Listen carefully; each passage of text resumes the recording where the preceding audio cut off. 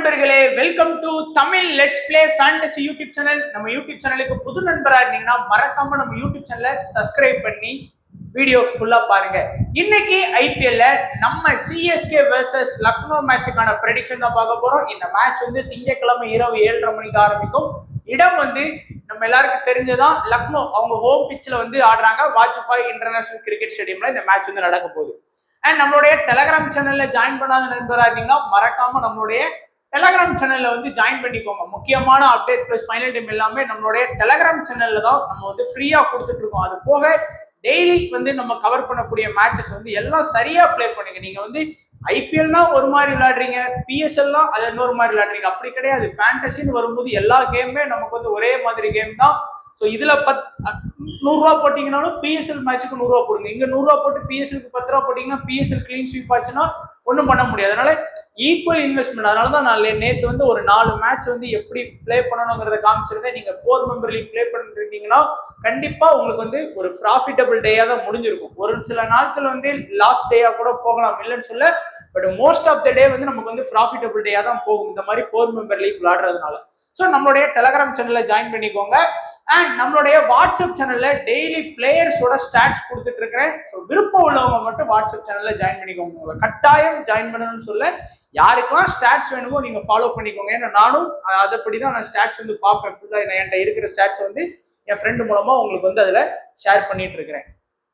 அடுத்ததா XL11 ஆப்ல யாரெல்லாம் இது வரைக்கும் ஜாயின் பண்ணலையோ ஜாயின் பண்ணிக்கோங்க. ஏன்னா நீங்க ஒரு ஹை இன்வெஸ்டரா இருக்கலாம், பட் உங்களுக்கு வந்து ஜிஎஸ்டி அண்ட் டிடிஎஸ் ரெண்டுமே நம்ம ஆப்ல வந்து ஃப்ரீயா கொடுக்குறாங்க. அதனால ரொம்பவே யூஸ்ஃபுல்லா இருக்கும். அதுக்கு அடுத்த ஃபியூச்சர், நீங்க இன்னைக்குதான் முதல் முறையா ஜாயின் பண்றீங்க அப்படின்னா உங்களுக்கு 100 ரூபாய் கேஷ் போனஸ் வந்து கொடுப்பாங்க. அதை நீங்க ஈஸியா கிராண்ட் லீக்ஸ் மாதிரியான லீக்ஸ்ல, அப்புறம் 15 ரூபாய்க்கு ராயல் என்ஃபீல்டு கான்டெஸ்ட், 16 ரூபாய்க்கு ஐபோன் 16 போனு, இந்த மாதிரி கான்டெஸ்ட் எல்லாம் கொடுக்கும்போது அந்த 100 ரூபாய் கேஷ் போனஸ் வந்து உங்களால கழிக்க முடியும். கொஞ்சம் கொஞ்சமா கழிக்கலாம். இப்ப 100 ரூபாய் கொடுக்குறாங்கன்னா ஒரு 15 மேட்ச்ல அந்த 100 ரூபாய் உங்களால கழிச்சிட முடியும்.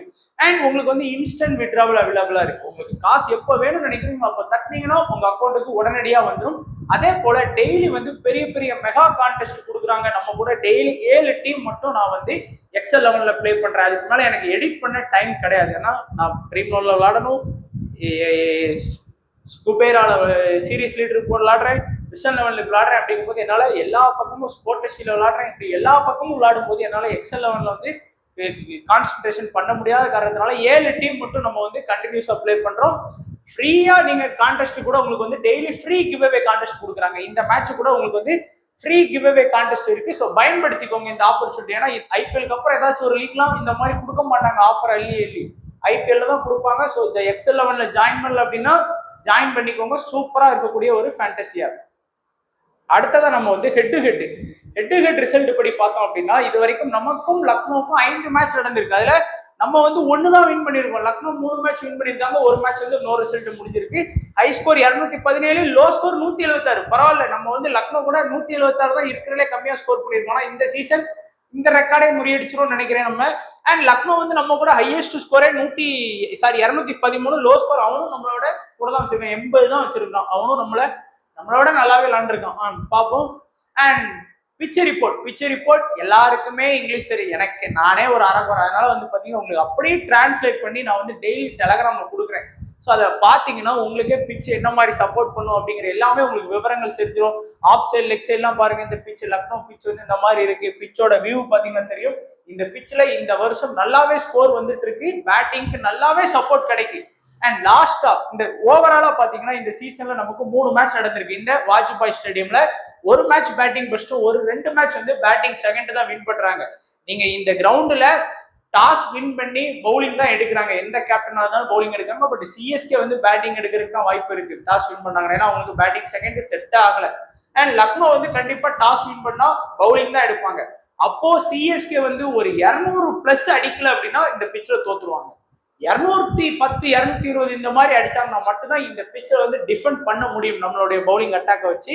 அண்ட் ரீசெண்டா நடந்த கேம்ஸ் எல்லாம் பாருங்க. ஸோ இப்போ வந்து லக்னோ வர்சஸ் பிபிகேஎஸ் மேட்ச்ல லக்னோ வந்து 171 தான் அடிச்சாங்க. அதை பஞ்சாப் வந்து ஈஸியா ஸ்கோர் பண்ணிட்டாங்க. அதே போல லக்னோ வந்து 200+ அடிச்சோடனே மும்பையால அந்த இதை ஸ்கோர் பண்ண முடியல. அதனால சொன்னேன், இப்போ ஃபர்ஸ்ட் பேட்டிங் பண்ற டீம் வந்து இந்த 200+ அப்படிங்கிற ஸ்கோர் பண்ணிட்டாங்க அப்படின்னா ஆப்போனன்ட் டீம் மேல, செகண்ட் பேட்டிங் பண்ற டீம் மேல பிரஷர் விழும், விக்கெட் விடுவாங்க. மேட்சை வந்து ஃபர்ஸ்ட் பேட்டிங் பண்ற டீம் வந்து எடுக்கிற வாய்ப்பு இருக்கு. இந்த மேட்ச்ல வந்து ஜிடி வர்சஸ் லக்னோ மேட்ச்ல ஜிடி வந்து 150 ரன் தான் ஸ்கோர் பண்ணாங்க. ஆனா ஃபர்ஸ்ட் சாயும் கில்லு ஆடின ஆட்டத்துக்கு 220 வரைக்கும் வரும்னு நினைச்சேன். அப்படி அடிச்சிருந்தாங்கன்னா முடிச்சிருப்பாங்க. ஏன்னா லக்னோ கடைசி ஓவர் வரைக்கும் போராடுவாங்க. பூரன் அந்த அடி, மார்க்ரம் அந்த அடி அடிச்சுமே கடைசி ஓவர்ல தான் மேட்சை பினிஷ் பண்ணாங்கனால 200+ அடிச்சா ஃபர்ஸ்ட் பேட்டிங் பண்ணா இந்த கிரவுண்ட்ல வந்து ஒரு சேஃபான வின்னிங்கா இருக்கும். அண்ட் நீங்க விக்கெட்டை பாருங்க, இந்த மேட்ச்ல 10 விக்கெட் கிடைச்சிருக்கு ஓவராலா. ஃபாஸ்ட் ஸ்பின்னர் இந்த மேட்ச்ல 12 விக்கெட். இந்த மேட்ச்லயும் நமக்கு ஒரு 10 விக்கெட் கிடைச்சிருக்கு. ஃபாஸ்ட் ஸ்பின்னருக்கு ஈக்குவல் சப்போர்ட் இருக்கும். நம்ம வந்து இன்னைக்கு மேட்ச்லயும் ஒரு 2 பவுலர்ஸ் கிட்ட இருந்தும், ஃபாஸ்ட் கிட்ட இருந்தும் ஸ்பின் கிட்ட இருந்தும் ஒரு 10 விக்கெட் எதிர்பார்க்கலாம். ஆனா இன்னைக்கு சிஎஸ்கே விளையாடுறாங்க. சிஎஸ்கே இந்த மாதிரி விளையாண்டாங்கன்னா கொஞ்சம் கஷ்டம் தான் நமக்கு. அண்ட் ஃபாஸ்ட் பவுலர் தான் நல்லா விக்கெட் எடுக்கிறதுக்கு வாய்ப்பு இருக்குங்கிறதுனால நான் வந்து ஒரு 10 வரைக்கும் ஃபாஸ்ட் எடுக்கிறதுக்கு வாய்ப்பு இருக்கு. ஸ்பின்னு கிட்ட இருந்து ஒரு 3 விக்கெட். ஓவராலா நமக்கு இன்னைக்கு மேட்ச்ல ஒரு 15 விக்கெட் வரைக்கும் கிடைக்கிறதுக்கு வாய்ப்பு இருக்கு. காரணம் சிஎஸ்கே விளையாடுறதுனால பேட்டிங் ரொம்ப வீக்கா இருக்கிறாங்க. அடுத்ததா நம்ம வந்து டைரக்டா ப்ரெடிக்ஷன் பார்த்துடலாம். ஃபர்ஸ்ட் சிஎஸ்கே சொல்றதுக்கு ஒண்ணுமே இல்லை நண்பா. நல்ல டீம், பாக்குறதுக்கு சூப்பரா இருந்தாங்க. நல்லாதான் பவுலிங், கலீலி, 100, பத்திரானா, ஜடேஜா, அஸ்வின் சொல்லி எல்லாம் நல்லா தான் இருக்கு. எங்க யார் கண்டுபட்டுச்சு? அதுவும் ஃபர்ஸ்ட் மேட்சே மும்பையை வின் பண்ணும். சரி, மும்பையே வின் பண்ணிட்டாங்களா, கடப்பார டீமே போட்டாங்களா, அப்போ சிஎஸ்கே இந்த வாட்டி தேறிரும் நினைச்சோம். அடுத்து தொடர்ந்து சிஎஸ்கே வரலாற்றுல இந்த மாதிரி 5 மேட்ச் தோத்ததா எனக்கு தெரிஞ்சு ஞாபகம் இல்லை, உங்களுக்கு இருக்கலாம். பட் எனக்கு தெரிஞ்சு 5 மேட்ச், அதுவும் ஹோம் பிச்சில் ஆர்சிபி கூட ஹோம்ல தோத்தோமா, என்னது டெல்லி கூட ஹோம்ல தோத்தோமா அப்படிங்கிற மாதிரி இருக்கு. அவங்களெல்லாம் நம்ம ஒன் சைடா வின் பண்ணுவோம், ஆர்சிபி டிசி எல்லாம். இப்போ பாருங்க நம்ம நிலைமை. அதுவும் டோனி கேப்டன் ஆனதுக்கு அப்புறம் என்ன பண்ணுவாரோன்னு நினைச்சோம், அதுவும் ஒண்ணு இல்லாம போச்சு. பட் இப்போதான் நம்ம ட்ரூ ஃபேனா இருக்கிறவங்க சப்போர்ட் தான் பண்ணி ஆகணும். எல்லாரும் நம்ம 1000 சொல்ல, பட் கொஞ்சம் அவங்க வந்து இந்த உருட்டி விளையாடுறத ஒரு 15 ஓவருக்கு அடிச்சுட்டு ஆல் அவுட் ஆகி போனா கூட மனசு திருப்தியாயிரும். ஆனா கடைசி வரைக்கும் உட்காந்து ஸ்டொக்கு ஏதோ டெஸ்ட் விளையாட போன மாதிரி ஆடுறதுதான் யாராலுமே ஏத்துக்க முடியல. பட் நம்ம இப்போ ஃபேண்டசி ப்ரெடிக்ஷனுக்குள்ள போகும். ரவீந்திரா, கான்வே, திரிபாதி, அடுத்து வந்து சிவம் துபே, விஜய் சங்கர், ரவீந்திர ஜடேஜா, இந்த டாப் 6 வந்து பேட்ஸ்மேனா இருக்கிறாங்க. இதுல நான் சொன்னேன், ரவீந்திரா எப்போ வந்தாரோ அன்னைக்கு பிடிச்ச அனத்தாங்க சிஎஸ்கேக்கு அப்படின்னு. அது நிறைய பேருக்கு அதுல மாற்று கருத்து இருக்கலாம். ரவீந்திரா பெரிய பிளேயர் ஒத்துக்கிறாங்கன்னா, அவர் ஓடிஐ ஃபார்மேட்ல நல்லா விளையாடுவாரு. T20 ஃபார்மேட்ல, அதுவும் ஐபிஎல் மாதிரியான ஒரு லீக்ல ஃபர்ஸ்ட் ஓப்பனிங் ஆடுறாங்க. அங்க பாருங்க ஹெட் அபிஷேக் சர்மா எப்படி ஆடுறான், பஞ்சாப்ல சின்ன பையன் பிரியன்சாரியா பிரப் சிம்ரன் எப்படி ஆடுறான், லக்னோவே எடுத்துக்கோங்க, மார்க்ரமும் மிச்சல் மார்ஸ் எப்படி ஆடுறாங்க, டெல்லி எடுத்துக்கோங்க, டியூப்ளசிஸ், ஜாக் பிரசர், காட்டானுங்க தான். ஃபர்ஸ்ட் பாலே அவுட் ஆகி போட்டு, நீ ஃபர்ஸ்ட் பாலே சுத்தி அவுட் ஆகி போனா கூட எங்களுக்கு மன திருப்தி ஆயிரும். ஆனா கடைசி வரைக்கும் இருக்கு 20 பால்ல 30 அடிக்கிறது, இல்ல 20 பால்ல 20 ரன் அடிக்கிறது யாரு கேட்டா அப்படிங்கிற மாதிரி தான் இருக்கு. ஸோ ரச்சின், எனக்கு தெரிஞ்சு ரச்சின் அடுத்த சீசன்ல விட்டாதான் சிஎஸ்கே உருப்படும். அண்ட் ஒரு மேட்ச் 2 மேட்ச் அடிப்பார், இல்லைன்னு சொல்ல பார்ப்போம். சரி, நம்ம இப்போ ஃபேண்டசி ப்ரிவியூக்குள்ள போவோம். அண்ட் ரவீந்திரா, நான் வந்து செகண்ட் பேட்டிங்ல தான் ரவீந்திராக்கான இம்பார்ட்டன்ஸ் கொடுப்பேன். ஏன்னா செகண்ட் பேட்டிங் வந்தா கூட நான் ரவீந்திரா கிட்ட இருந்து ஒரு 30+ ரன் வந்து எதிர்பார்ப்பேன். அவருடைய பெரும்பாலான ஸ்கோர் வந்து செகண்ட் பேட்டிங்ல தான் வருது. ஃபர்ஸ்ட் பேட்டிங்னு வரும்போது நிறைய மேட்ச் வந்து ஸ்ட்ரகிள் ஆயிருக்கிறாரு, சிங்கிள் டிஜிட்ல விக்கெட் விட்டுருக்கிறாரு. இதுக்கு முன்னாடி நடந்த இப்போ ஐபிஎல்லே நிறைய மேட்ச் விட்டுருக்கிறாரு. இதுக்கு முன்னாடி நடந்த ஸ்ரீலங்கா வர்சஸ் நியூசிலாந்து T20 சீரீஸ்லயும் அப்படி ஆயிருக்கு. ஸோ செகண்ட் பேட்டிங் வந்தா நம்ம வந்து ரவீந்திராவுடைய ஃபேண்டசி வேல்யூ வந்து இன்க்ரீஸ் பண்ணலாம். கான்வே வந்து போத் இன்னிங்ஸ்லயுமே நல்லா ஆடக்கூடிய பிளேயர். ஃப்ரம் SA T20ல இருந்து பாத்தீங்க அப்படின்னா ஒரு 20ல இருந்து ஒரு 25 ரன் வரைக்கும் கான்வே வந்து ஃபர்ஸ்ட் இன்னிங்ஸ்லயும் ஆடி கொடுக்கக்கூடிய பிளேயர், செகண்ட் இன்னிங்ஸ்லயும் ஆடி கொடுக்கக்கூடிய ஒரு டீசென்டான ஒரு பிளேயரா இருக்கிறாரு. அடுத்து திரிபாதி, நான் என்ன சொல்றது ஏது சொல்றதுன்னு எனக்கே தெரியல. ரெக்கார்டை பார்த்தா எல்லாம் அப்படி இப்படின்னு தான் இருக்கு. நீங்க லாஸ்ட் ஒரு 15 மேட்ச் ரிசல்ட்டை பாருங்க. பட் ஒரு 10 டீம் போறீங்க அப்படின்னா ரிஸ்க் எடுக்கக்கூடியவங்க திரிபாதியை வந்து ஒரு டீம்ல கிராண்ட் லீக்கா சரி வேஸ்டா போனாலும் பரவாயில்லை அப்படின்னு நினைக்கக்கூடியவங்க ட்ரை பண்ணலாம். ஆனா அந்த கேப்டனா போடக்கூடிய டீம்ல மீதி இருக்கக்கூடிய 10 பிளேயர் பிளஸ் விசி, அந்த இவரை தான் நம்ம கேப்டனா போடுறோம், மீதி 10 பிளேயர் எடுக்க போறோம், விசி ஆப்ஷன் போடுறோம். அது வந்து நீங்க நல்லா சேஃபா போடுங்க. ஏன்னா ஒரு 49 ரூபா என்ட்ரி ஃபீஸ் அப்படின்னா அந்த 49 ரூபா நமக்கு ரிட்டர்ன் ஆகுற மாதிரி இருக்கணும். நிறைய பேர் என்ன சொல்றாங்க அப்படின்னா, நான் பார்த்ததுல என் ஃப்ரெண்டே சொல்லுவாங்க, வந்தா வருது போனா போகுது 49 ரூபா தானே, அப்படி நீ ஒரு மேட்சுக்கு நீ 50 ரூபா விட்டீங்கன்னா ஒரு 10 கான்டெஸ்ட் விடுற ஒரு மேட்சுக்கு அப்படின்னா 500 ரூபா ஒரு மேட்ச் கொடுவேன். 10 மேட்ச்ல உனக்கு 5000 ரூபா போயிடும். அதனால ஃபர்ஸ்ட் குறிக்கோள் வந்து நீ இதுல லாஸ் ஆகக்கூடாது. ஒரு ரிஸ்க் எடுக்கலாம். நீ திருப்பாதியை வச்சு நீ கேப்டனா போட்டீங்கன்னா மீதி இருக்கக்கூடிய 10 பிளேயர் வந்து உன்னை அந்த 49 ரூபா என்ட்ரி ஃபீஸ்க்குள்ள கொண்டு வரணும். அப்போதான் நீ மறுநாளும் நீ வந்து விளாட முடியும். இந்த இதுல மறுநாளும் ஒரு கான்டெஸ்ட் எக்ஸ்ட்ரா போட முடியும். இல்லைன்னா நீ 10 நல்லா கடையை கட்டிட்டு போயிடுவ. அதனால அப்படி சொல்றாங்க. இது என் ஃப்ரெண்டுக்குள்ள இருக்கிறத வச்சு நான் சொல்றேன். ஏன்னா எல்லாருமே கிராண்ட் டீம் போடுவானுங்க. என்ன பார்த்து போடுவாங்க. என்கிட்ட இருந்து 2 டீம் 3 டீம் வாங்குவானுங்க. ஸோ அவங்ககிட்ட இருந்து எனக்கு ஒரு சில ஐடியாஸ் கிடைக்கும். அதனால அவங்க பண்ற மிஸ்டேக் வந்து 50 ரூபா தானடா, 50 ரூபானா ஒரு கான்டெஸ்ட் எப்படி தெரியும்? நீ 10 கான்டெஸ்ட் போட்டீங்கன்னா ஒரு நாளைக்கு 3-4 கான்டெஸ்ட் வெளியே போச்சுன்னா ஒரு 74 ஐபிஎல் மேட்ச் இருக்கு. அப்போ எவ்வளவு போகும் உங்களுக்கு வேஸ்ட். அதனால அந்த மாதிரி எல்லாம் வேஸ்ட் பண்ணாதீங்க. ஒரு ரிஸ்க் எடுங்க. திருப்பதியை கேப்டனா போட்டு ஒரு ரிஸ்க் எடுத்தீங்கன்னா அதே டீம்ல வைஸ் கேப்டனா ஒரு பூரணா சேஃபா போடுங்க. அவன் அடிச்சான்னா அந்த டீம் வந்து 49 உங்களை கொண்டு வந்துடும். அந்த மாதிரி கான்செப்ட்ல டீம் போட சொல்றேன். அடுத்ததா சிவம் துபே. நம்ம எப்பவும் சொன்னதுதான், ஃபர்ஸ்ட் பேட்டிங் வந்தா சிவம் துபே கிட்ட இருந்து 30+ ரன் வந்து கண்டிப்பா எதிர்பார்ப்பேன்னு. அதே போல லாஸ்ட் மேட்ச் வந்து கேகேஆர் கூட அடிச்சார். ஆனா அதுவுமே கொஞ்சம் செத்த அடியா தான் இருந்தது. ஒன்னும் அடி ஒன்னும் விளங்குற மாதிரி அடி இல்லை. இருந்தாலும் ஃபர்ஸ்ட் பேட்டிங் வந்தா நம்ம துபைக்கு வந்து இம்பார்ட்டன்ஸ் கொடுக்கலாம். செகண்ட் பேட்டிங் வந்தா கொஞ்சம் இம்பார்ட்டன்ஸ் வந்து குறைச்சிக்கலாம். ஏன்னா நிறைய மேட்ச் வந்து அவுட் ஆகி போயிடுறாரு செகண்ட் பேட்டிங்ல. இப்போ லக்னோ வந்து ஒரு 200 ரன் டார்கெட்னு வச்சுக்கோங்களேன். கான்வே ரவீந்திராவும் ஒரு பவர் பிளேல வந்து 36 பால்ல ஒரு 20 ரன் அடிப்பாங்க. அப்போ துபை மேல வந்து பிரஷர் விடும். அவரும் வந்து ஒரு 6 அடிப்பார். அடுத்த பால் அவரும் கிளம்பி போயிடுவார். அதனால செகண்ட் பேட்டிங்ல கொஞ்சம் வீக்கா தான் ஆடி இருக்கிறாரு. விஜய் சங்கர் ஒரு 20ல இருந்து ஒரு 30 ரன் வரைக்கும் இது பண்ணலாம். அவன் ஒரு லைஃப் கிடைச்சா எப்படி யூஸ் பண்றான் கிரிக்கெட்லன்னா, அபிஷேக் சர்மாக்கு நேத்து ஒரு கேட்ச், அது நோ பால் ஆயிடுச்சு. சரி, அதுதான் ஒரு லைஃப். ஒரு 40 ரன்னுக்குள்ள இருக்கும்போது அது விக்கெட். இல்லைன்னா நிறைய என் ஆப்போனன்ட் கேப்டன் போட்ட எல்லாருமே க்ளோஸ் ஆயிருப்பானுங்க. அதுக்கப்புறம் சஹால் வந்து ஒரு கேட்சை மிஸ் பண்ணுவாரு. அதுலயும் ஒரு அபிஷேக் சர்மாக்கு ஒரு லைஃப் வந்து மிஸ். அப்போ அந்த மேட்ச் அவன் பினிஷ் பண்ணி கொடுத்தான். ஆனா விஜய் சங்கர் அப்படி இல்லை. எத்தனை கேட்ச் விட்டாலும் சரி அவர் வந்து அந்த ரன்னை தான் அடிப்பார். அவருக்கு நிறைய லைஃப் மேட்ச்ல கிடைச்சது. போன மேட்ச் கேகேஆருக்கு அகைன்ஸ்டாலாம் கிடைச்சது, மிஸ் பண்ணாங்க. ஈஸியான கேட்ச் எல்லாம் டிராப் பண்ணார் வெங்கடேஷ் ஐயர். அதனால அப்படி இருக்கும்போது கூட ஸ்கோர் பண்ணலாம். என்ன பண்றது? அப்புறம் ஜடேஜா மேல எனக்கு உண்மையிலே இந்த சீசன் வருத்தங்க. நீங்க எனக்குலாம் ஒரு சீசன்ல நமக்கு வந்து கப் அடிச்சு கொடுத்ததெல்லாம் இருக்கட்டும், இருந்தாலும் ஜடேஜா வந்து அவருடைய குவாலிட்டினாலே ஒரு கிரவுண்ட்ல வந்து ஒரு ஆக்டிவா இருக்கும். அவர் அடிக்காரு அடிக்காம போறாரு அதெல்லாம் ரெண்டாவது விஷயம். ஜடேஜா அப்படின்னா ஒரு துருன்னு ஒரு சிரிச்ச முகத்தோட அப்படியே ஒரு கெத்தா இருப்பாரு. இந்த சீசன் பாத்தீங்கன்னா அந்த இதே இல்ல ஜடேஜா கிட்ட. நீ அடிச்சது கூட 6 மேட்ச்ல 85 ரன். இந்த சீசன்ல 2 விக்கெட் எடுத்திருக்காரு. நினைச்சு பாருங்க. நான் ஏற்கனவே சொன்னேன், ஜடேஜா வந்து லாஸ்ட் ஒரு 15 மேட்ச் ரிசல்ட் எடுத்து பார்க்கும்போது எனக்கே ஷாக்கா தான் இருக்கு. ஒரு 3 மேட்ச் தான் விக்கெட்டே எடுத்து கொடுத்திருக்கிறாரு. ஒரு விக்கெட்டு. மீதி 12 மேட்ச் வந்து ஜடேஜா விக்கெட்டே எடுத்து கொடுக்கல. ஆச்சரியமா தான் இருக்குது. அவ்வளவு ஃபார்ம் அவுட் இருந்தாலும் அந்த ஆக்டிவா இருந்தா கூட அவர் ஆக்டிவா இருந்தா டீம் ஆக்டிவா இருக்கும். ஒரு கலகலப்போட இருப்பாரு. இப்போ அது கூட இல்லாம போயிட்டாரு. அதான் ஒரு வருத்தமா இருக்கு. இந்த வெனியூல 3 விக்கெட் தான் நம்ம எடுத்தாரு. ஸோ 35 வந்திருக்கு. ஸோ நல்லாவே பெர்ஃபார்ம் பண்ணுவார் இன்னைக்காக நம்ம வந்து நம்புவோம். அடுத்ததா நம்ம வந்து பார்க்கக்கூடியது தோனி வந்து நிறைய பேர் வந்து ஓட்டுவீங்க. எனக்கு தோனியை யார் என்ன சொன்னாலும் எனக்கு தோனியை பிடிக்கதான் செய்யும். விராட் கோலி நீங்க எவ்வளவு கழிவு ஊத்துனாலும் எனக்கு விராட் கோலியை பிடிக்கதான் செய்யும். நீங்க ரோஹித் சர்மாவை எவ்வளவு கழிவு ஊத்துனாலும் எனக்கு ரோஹித் சர்மாவை பிடிக்கதான் செய்யும். அவரை மட்டும் குறை சொல்ல முடியாது. ஒட்டுமொத்த டீமே கொஞ்சம் ஏதாவது ஸ்ட்ரகிள் தான் ஆடுறாங்க. பட் செகண்ட் பேட்டிங் வந்தா நீங்க டோனிக்கு வந்து கண்டிப்பா இம்பார்ட்டன்ஸ் கொடுங்க. நம்ம ஃபேண்டசி டீம்ல அட்லீஸ்ட் ஒரு டீம்ல வந்து இப்ப திருப்பதிக்கு எப்படி கேப்டனா ட்ரை பண்ண சொல்லணும், அதே போல தோனியை வந்து ஒரு டீம்ல வைஸ் கேப்டனா ட்ரை பண்ணுங்க. ஏன்னா தோனி தான் இந்த டீம்ல அதிக 6 அடிக்கிறதுக்கு ஒரு கெப்பாசிட்டி உள்ள பிளேயரா இப்போதைக்கு இந்த கரண்ட் டீம்ல இருக்கிறாரு. அடுத்து அஸ்வின் ஓரளவுக்கு பரவாயில்ல. 6 மேட்ச்ல 5 விக்கெட் எடுத்து கொடுத்திருக்காரு. கம்போஸ் உள்ள வந்துட்டாரு. ஒரு மேட்ச்ல ஒரு விக்கெட். நம்ம சொன்ன மாதிரி நல்ல டீசென்டான ஒரு பவுலர். ஸோ கண்டிப்பா ட்ரை பண்ணி பார்க்கலாம். அண்ட் பத்திரானா இம்பாக்ட் சப்பா லாஸ்ட் மேட்ச் ஏமாற்றி விட்டாரு. இந்த தீபக் படம்லாம் என் கையில கிடைச்சாருன்னு வைங்களேன்.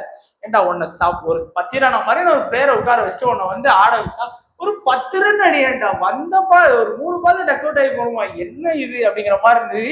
அதுவும் எனக்கு நான் 10 ரன் வேற இதுல போட்டு வச்சிருந்தேன், பாப்ல போட்டு வச்சிருந்தேன். அப்போ எனக்கு எவ்வளவு கடுப்பா இருந்திருக்கும் நினைச்சு பாருங்க.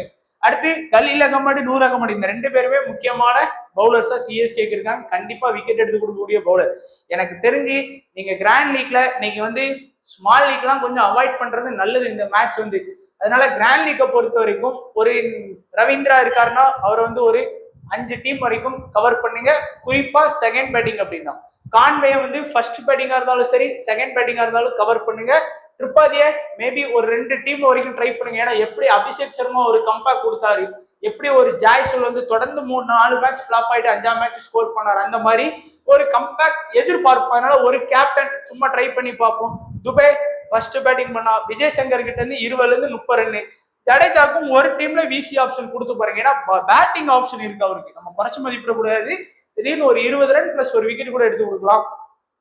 கலீல் அகமது வந்து போத் இன்னிங்ஸ்லுமே நல்லா போல் பண்ணக்கூடிய பிளேயர். நூர் அகமது போத் இன்னிங்ஸ்லுமே நல்லா போல் பண்ணக்கூடிய பிளேயர். பத்திரானா ஃபர்ஸ்ட் இன்னிங்ஸ்ல போல் பண்ண மாதிரி இருந்தா கண்டிப்பா கேப்டன் வைஸ் கேப்டன் ஆப்ஷன் எடுங்க. அதே போல நம்மளுடைய லக்னோ டீம், நம்ம லக்னோ டீம் வந்து லக்னோவா அப்படிங்கிற மாதிரி இருக்கு. இதெல்லாம் ஒரு டீமா அப்படி, இதெல்லாம் ஒரு பவுலிங் எல்லாருமே நினைச்சிருப்பீங்க. நீங்க ஐபிஎல் ஆரம்பிக்கும் போது யாராச்சும் ஒருத்தங்க சூப்பர் டீம் அப்படின்னு யாராச்சும் நினைச்சீங்களா? கண்டிப்பா இந்த பவுலிங்லாம் ஒரு பவுலிங்கா அப்படின்னா நான் நினைச்சேன். என் ஃப்ரெண்ட் எல்லாம் இதெல்லாம் ஒரு பவுலிங்கால, இந்த பவுலிங்லாம் பிடிச்சி கொண்டுருவான்ல அப்படின்னு நாங்களாம் பேசிக்கிட்டோம். ஆனா பாருங்க அந்த டீம் தான் உண்மையில சூப்பரா விளையாடுது. காரணம் மார்க்ரம், மிச்சல் மார்க்ஸ் நீங்க ஆடுறதுக்கு வாய்ப்பு இருக்கு. லாஸ்ட் மேட்ச் வந்து அவருடைய பொண்ணுக்கு ஏதோ உடம்பு சரியில்லை அப்படிங்கிற மாதிரி ஃபேமிலி இஷ்யூங்கிறதுனால போயிருந்தாரு அப்படின்னாங்க. இந்த மேட்ச் வர்றதுக்கு வாய்ப்புகள் இருக்கு. And Nicholas Pooran and Pant, David Miller, Badoni, இந்த 6 பேருமே நல்லாவே ஆடுறாங்க. இதுல குறிப்பா பாத்தீங்கன்னா மார்க்ரம் இந்த சீசன்ல 43 ஆவரேஜ், மிச்சல் மார்க்ஸ் 33, பூரன் 58. இந்த 3 பேரையுமே நீங்க கண்டிப்பா மிஸ் பண்ணிடாதீங்க. 3 பேருமே நல்லா ஆடக்கூடிய பிளேயர். சிஎஸ்கே பவுலிங்கும் சரியில்லை. இந்த 3 பேரை கண்டிப்பா ரொட்டேஷன் பண்ணுங்க. ட்ரம்ப்கான வேணா நீங்க வந்து ரிஷப் பண்ணிட்டு ட்ரை பண்ணி பார்க்கலாம்.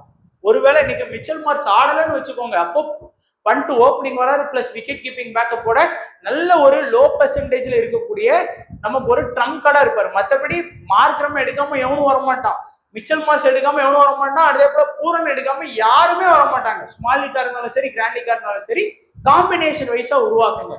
Markram, Mitchell Marsh, Rishabh Pant, இது ஒரு combo. Markram, Mitchell Marsh, Pooran, இது ஒரு combo. Mitchell Marsh, Pooran, Miller, இது ஒரு காம்போ. இந்த மாதிரி உருவாக்குங்க. செகண்ட் பேட்டிங்னு வந்தா நீங்க வந்து பதோனியை கூட ட்ரை பண்ணி பார்க்கலாம். ஏன்னா அவருடைய அதிகபட்ச ஸ்கோர்லாம் செகண்ட் பேட்டிங்ல இருந்தா பெரும்பாலான மேட்சஸ்ல வந்து வருது. பவுலிங் ஆப்ஷனும் அவங்க கிட்ட ரொம்பலாம் கிடையாது நண்பா. வெறும் 5 ப்ராப்பரான பவுலிங் ஆப்ஷன். சதுல் தக்கர், திக்வேஷ் ரதி, ஆவேஷ் கான், ஆகாஷ் தீப், ரவி பிஷ்னோய். சதுல் தக்கர் அவருடைய பவர் பிளேல 2 ஓவர் போல் பண்ணுவாரு. ஆகாஷ் தீப் வந்து 2 ஓவர் போல் பண்ணுவாரு. மீதி 1 ஓவர் வந்து ஆவேஷ் கானும் 1 ஓவர் வந்து திக்வேஷ் ரதியும் வந்து போல் பண்ணுவாங்க. அப்போ பவுலிங் அட்டாக் வந்து எல்லாருமே அவங்களுடைய 4 ஓவரை கட்டாயம் பவுல் பண்ணி தான் ஆகணும். இவருக்கு கூட ஓவர், இவருக்கு குறைய ஓவர் அப்படின்லாம் கிடையாது. அது போக அது பவர் பிளேல பவுலிங் பண்ணதோட சரி. சதுல் தக்கரோட அட்டாக் ஓவர் கடைசி 4 ஓவர் இருக்குல்ல, அதுல 2 ஓவர் வந்துடுறாரு. ஸோ இந்த வெனியூல நல்லா விக்கெட் எடுத்திருக்கிறாரு. ஸோ சதுல் தக்கர் வந்து 1ல இருந்து 2 விக்கெட் வரைக்கும் நம்ம எதிர்பார்க்கலாம். ஏன்னா ஆப்போனன்ட் டீம் பேட்டிங் ரொம்ப வீக். சதுல் தக்கர் சிஎஸ்கேக்குள்ள பிராக்டிஸ் இதெல்லாம் போட்டிருப்பாரு, அதனால நல்லா போடுறதுக்கு வாய்ப்பு இருக்கு. ஆவேஷ் கான் டெத்ல போறதுனால 1ல இருந்து 2 விக்கெட் எதிர்பார்க்கலாம். ஒருவேளை இன்னைக்கும் ரவீந்திரா, கான்வே இவங்கெல்லாம் சரியா ஆட மாட்டாங்கன்னு நினைச்சீங்கன்னா ஆகாஷ் தீப்புக்கு இம்பார்ட்டன்ஸ் கொடுத்துருக்கீங்க. ஏன்னா திடீர்னு ஸ்டார்டிங்ல இருக்கக்கூடிய 3 ஓவரை வந்து ஆகாஷ் தீப் பவுல் பண்றதுக்கு வாய்ப்பு இருக்கு. இந்த வெனியூல 2 மேட்ச் ஆடி 1 விக்கெட் எடுத்திருக்காரு. இந்த சீசன்ல 3 மேட்ச்ல 3 விக்கெட் எடுத்திருக்கிறாரு. அதே போல திக்வேஷ் ரதி லாஸ்ட் மேட்ச்ல அவர் வந்து யார் கூட விளையாண்டாங்க, எல்எஸ்சி வர்சஸ் ஜிடி. சாய்க்கு சுதர்சனுக்கு கேட்ச் மிஸ் பண்ணாங்க. அப்புறம் இன்னொரு பிளேயர் யாரு, நம்ம ரூதர் ஃபோர்டுக்கு அவர் பால்ல கேட்ச் மிஸ் பண்ணாங்க. 1 விக்கெட் தான் மேட்ச்ல எடுத்து கொடுத்தாரு. ஆனா 2 கேட்சை வந்து அவருக்கு வந்து மிஸ் பண்ணி விட்டாங்க. இல்லைன்னா 3 விக்கெட் எடுத்திருப்பாரு. ஒரு நல்ல லோ பெர்சன்டேஜ்ல இருக்கக்கூடிய நல்ல பிளேயர். இந்த சீசன் உண்மையில அட்டகாசமா போறாரு. 6 மேட்சா 24 ஓவர், 4 ஓவரை கம்ப்ளீட் பண்றாரு, 8 விக்கெட். ஒரு மேட்சுக்கு 1 விக்கெட் மினிமம். அதே போல பிஷ்னாயும் நல்லாவே கம்பேக் கொடுத்து வந்துட்டு இருக்கிறாரு. 6 மேட்ச்ல 23 ஓவர் போல் பண்ணி இருக்கிறாரு. ஸோ 2 ஸ்பின்னர்ஸுமே இம்பார்ட்டன்ட். பிளஸ் சதுல் தக்கர், ஆவேஷ் கான், ஆகாஷ் தீப், இந்த காம்பினேஷன் வைஸா நீங்க போலாம். எப்படி போலாம்? ஒரு டீம்ல சதுல் தக்கர், ஆவேஷ் கான், திக்வேஷ் ரதி. இன்னொரு டீம்ல சதுல் தக்கர், ஆவேஷ் கான், ரவி பிஷ்னோய். இன்னொரு சதுல் தக்கர், ஆவேஷ் கான், ஆகாஷ் தீப். இன்னொரு இதுல சதுல் தக்கர், ரவி பிஷ்னோய், திக்வேஷ் ரதி. இன்னொரு இதுல சதுல் தக்கர், ரவி பிஷ்னோய், ஆகாஷ் தீப். இந்த மாதிரி 3 பேரா காம்பினேஷன் வைஸா ஒரு 10 டீம் நீங்க அழகா செட் பண்ணிடலாம்.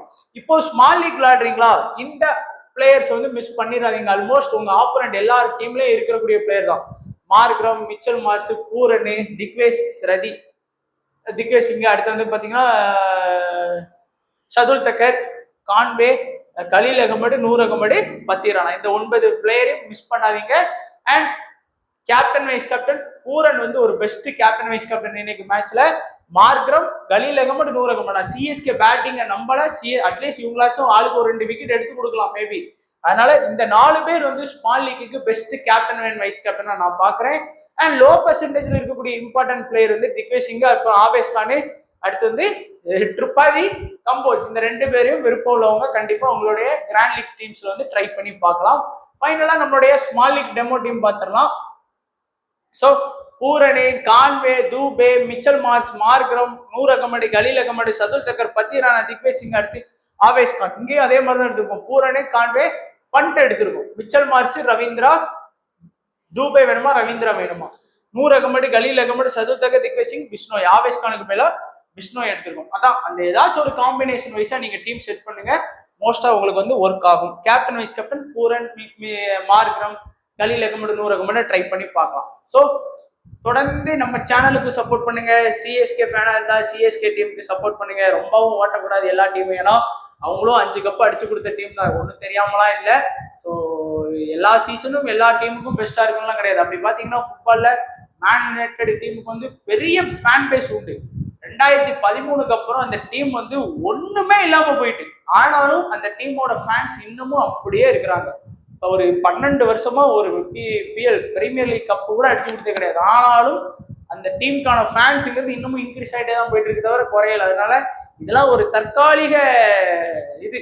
அது மட்டும் இல்லாம இப்பெல்லாம் இன்ஸ்டாகிராம் அதெல்லாம் பாத்தீங்கன்னா சும்மா இஷ்டத்துக்கு சிஎஸ்கே கழுவி ஊத்துறாங்க, மும்பையை கழுவி ஊத்துறாங்க. என்னமோ இந்த 2 டீமுக்கு வந்து பேட்டிங்கே பண்ண தெரில, கிரிக்கெட் மேட்ச் நாங்கள் கிரவுண்டுக்கு பார்க்க வந்ததே வேஸ்ட். எதுக்கு பார்க்க போறீங்க, வீட்டில் உட்காந்து எங்களை மாதிரி ஜாலியா டிவியை போட்டு பாருங்க, ஜாலியா ஒன்றும் கஷ்டம் ஒன்றும் தெரியாது. கண்டிப்பா இன்னைக்கு சிஎஸ்கே கம்பேக் கொடுப்பாங்களா மாட்டாங்களாங்கிறது நீங்க கமெண்ட் பண்ணுங்க. எனக்கு இன்னைக்கு சிஎஸ்கே வின் பண்ணா பர்சனலா எனக்கு சந்தோஷமா இருக்கும். பார்ப்போம் என்ன நடக்கும் அப்படின்னு. ஏன்னா இந்த மாதிரியான டீம்ஸ் வந்து வின் பண்ணாதான் இந்த ரேஸுங்கிறது நல்லா இருக்கும். இல்லைன்னா இப்போ சிஎஸ்கே இன்னைக்கு தோத்தாங்கன்னா முடிஞ்சு, அவுட் ஆஃப் ஐபிஎல் இந்த சீசன் முடிஞ்சு. இப்பவே ஆல்மோஸ்ட் மும்பை தோத்தாங்கன்னு வைங்களேன், அவங்களும் முடிஞ்சு. அப்படி எஸ்ஆர்ஹெச் கூட ஒரு மேட்ச் லாஸ்ட் மேட்ச் வின் பண்ணி அந்த திடீர்னு இனி நடக்கக்கூடிய எல்லா மேட்ச்லயும் வின் பண்ணிட்டாங்களா, வாய்ப்பு சொல்ல முடியாது. அதனால இருக்கு. ஸோ தொடர்ந்து சப்போர்ட் பண்ணுவோம், பார்ப்போம். நீங்களும் ஸ்மால் லீக் பிளே பண்றவங்க கொஞ்சம் இந்த மேட்ச் சிஎஸ்கே மேட்ச்னாலே கொஞ்சம் கவனமா பிளே பண்ணணும், பார்த்து பிளே பண்ணுங்க. ஸோ வீடியோ பத்தி எல்லா நண்பர்களுக்கும் நன்றி, வணக்கம். தேங்க்ஸ் ஃபார் வாட்சிங் நண்பா.